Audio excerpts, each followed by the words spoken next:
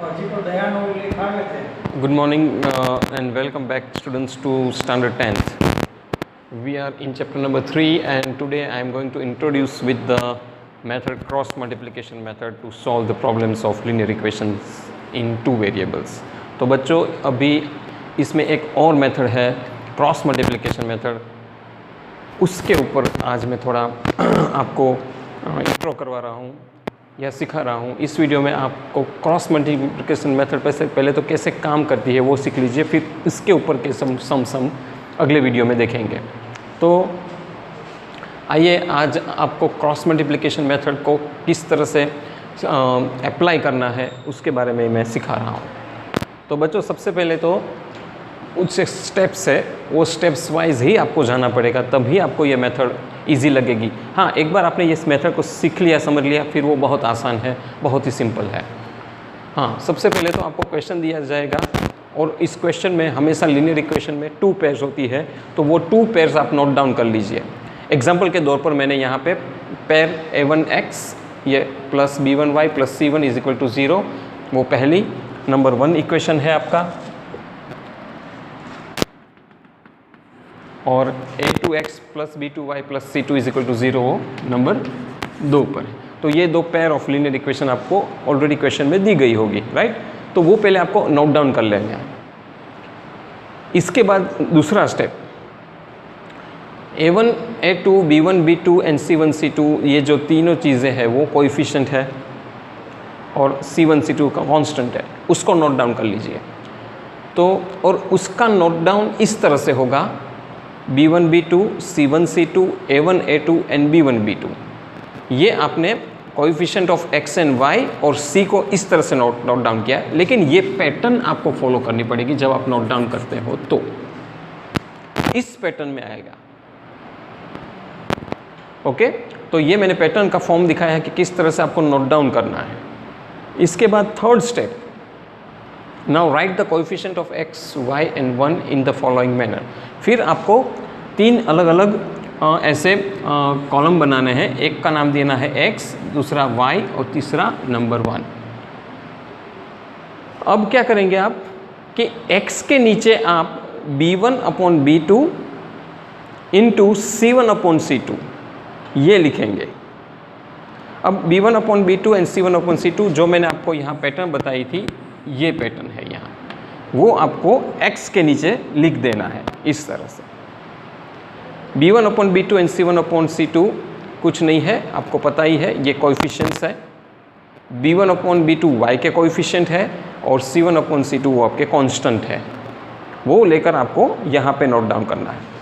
फिर से is equal to की साइन करनी है, फिर आपको y वेरिएबल y लिखना है, उसके नीचे आपको ये पैटर्न जो सेकंड वाली c1 upon c2 and a1 upon a2 इसको नीचे लाना है, c1 upon c2 and a1 upon a2। अब c1 upon c2 constant term है और a1 अपॉन a2 वो क्या है आपका कोएफिशिएंट ऑफ x है, वो लगा देना है, राइट।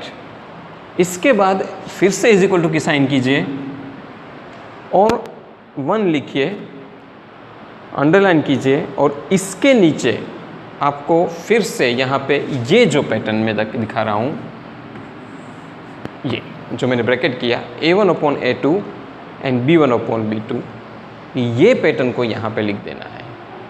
अब a1 अपॉन a2 फिर से क्या है, कोएफिशिएंट ऑफ x है, b1 अपॉन b2 क्या है, कोएफिशिएंट ऑफ y है। तो आपको coefficient of x and coefficient of y जो 1 के नीचे लिख देना है। इतना करने के बाद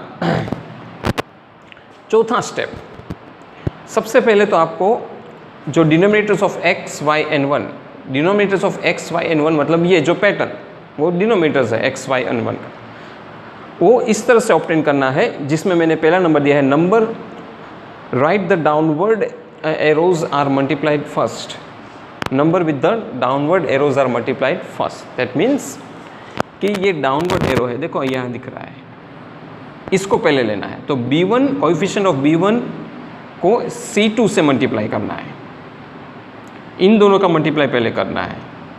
इसके बाद अपवर्ड एरो का चांस आएगा, तो B2 के साथ C1 को मल्टीप्लाई करना है। डाउनवर्ड एरो को पहले सिलेक्ट करना, फिर अपवर्ड एरो को।